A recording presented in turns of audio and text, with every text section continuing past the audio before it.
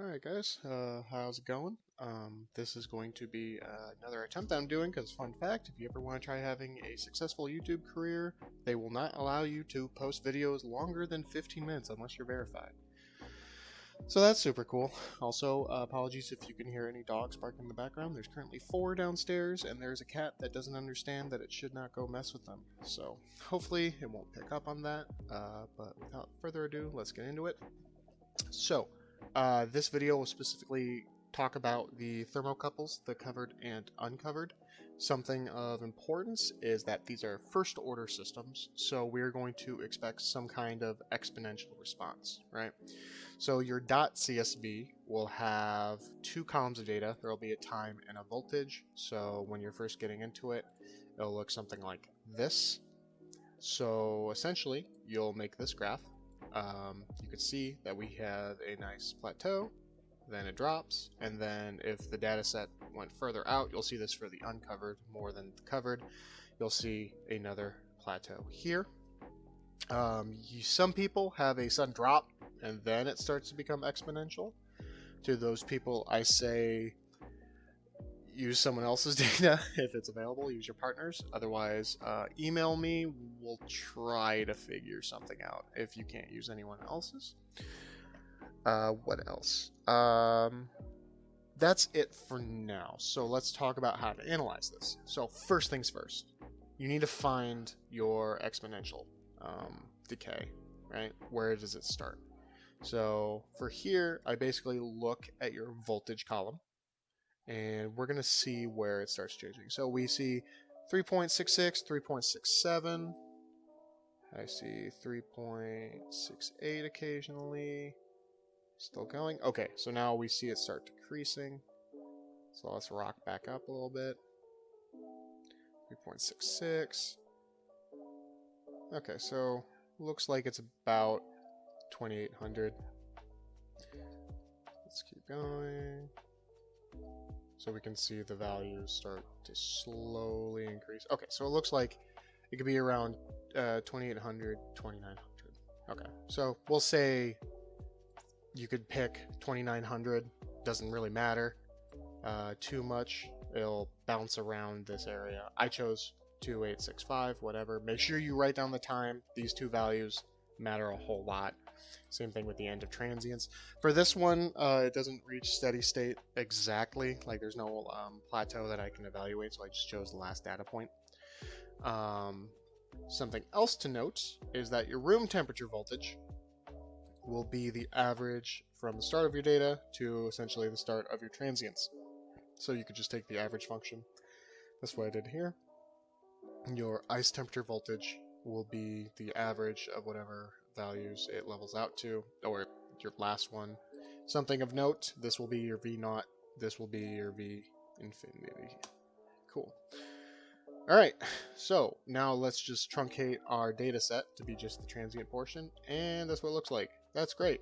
It's not real helpful, but that's great. So what we need to do is, when you first have this, you will make the gamma function. You'll make a column for the gamma function, and this is the value.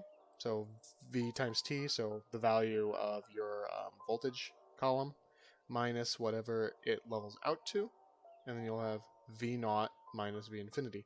In that case, it was the room temperature voltage minus your ice temperature voltage, but I just want to keep it as this equation just for completeness sake. By the way, in case you ever wanted to know how to do this, infinity is inft, because why not? That's how you make that symbol. Something of note is that the whole point of this error function, it tells you how far off your true value it should be. You normalized it with your step function, so it bounces between 0 and 1, right? So you can also convert this into a percentage just by multiplying by 100. Why are we using this function? And why do I tell you to take the natural log of it? That's a great question. The reason being is that if it's exponential, then we should expect it to look like this. So gamma is equal to some constant times the exponent, the exponent of negative t over tau. So it's a decay function. A equals 1 by construction, so if we take the natural log of both sides, we can rearrange it to essentially where we have y is equal to mx plus b, where m will be your slope. Tau is the inverse of your slope, also negate it. So tau is equal to this. So we really care of what the slope is. However, you can see here, this looks like hot garbage. So let's try to make this not hot garbage. The way we do that is that this assumes t starts at 0.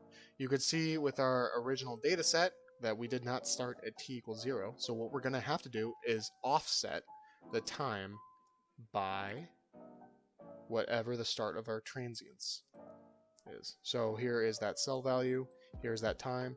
So essentially in column B, you create a new column, you were just going to subtract the time by that value. Here is something super important and super neat if you're trying to speed run this. Thanks Andres for showing me this. If you double click this little box down here, auto populates everything. So super nice if you don't want to click and drag, because that takes forever, especially with these huge data sets you have. So when you shift over the gamma, or when you shift over the time, you get this. It looks a lot better, but we can do better. So what we're going to do is we want to truncate off the weird nonlinear non-exponential effects that happens towards the start and end of our experiments. So this can be anything from like we were moving wires that introduce some kind of weird thing. There might be some odd heat transfer that makes this slightly non-exponential. The way you do that, so literally I just copy pasted this upper graph to the lower graph. If you click your data, your projected graph, you can go up here and you can mess with the values, right? So this was originally 2865 and 1501. I changed to 3400 and 12,000, right? So look at this. Oh, look at that R squared value. Really great, right? Awesome. I'll come back to this later. But for now, this is a really good example of exponential decay data. So let me show you a little tip.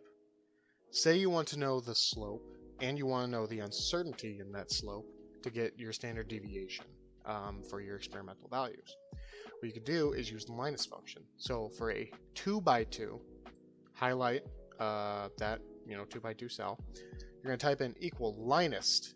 This will be your y values. This will be your x values. Don't ask me why they chose y first then x. I think it's just to hate you.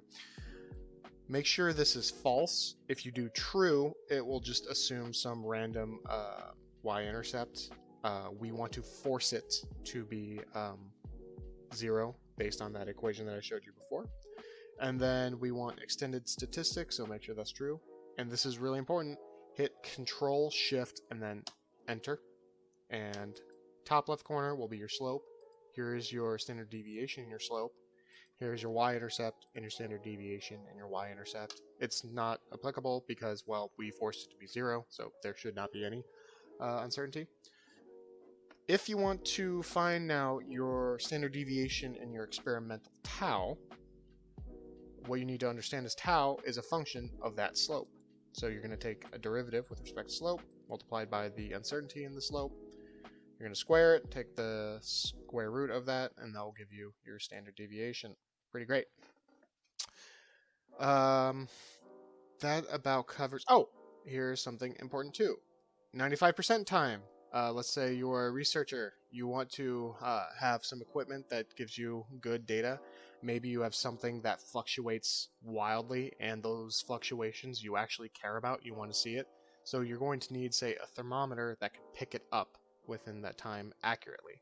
So you need to know your 95% time, right? So your gamma function is actually a percentage, right? So we could change it to percentage, and we want to see when it is at 5%, right? So 95% of it is the true value. Another way to look at it is you have a 5% error. So we're going to go down where it is 5%, and looks like about here. Make sure you're using your offset time, right? Because you only applied that step function a little bit after you started collecting data. Now you might argue with me and say, Chris, you idiot, Looks like down here, this is where you should put it. First off, hurtful. Second off, yeah, welcome to being a researcher. This is what the PH and PhD is for, philosophizing. You might have to arbitrarily choose, or not arbitrarily, but you want to like make a good update, a good guess on what those values should be. So you can make a range. You could pick the median, right? And then say your uncertainty in that 95% is whatever half the range is. Here I just chose 7.21 as my 50% or 95% time. All right, the next video should be the RC circuit. So I will see you guys over there.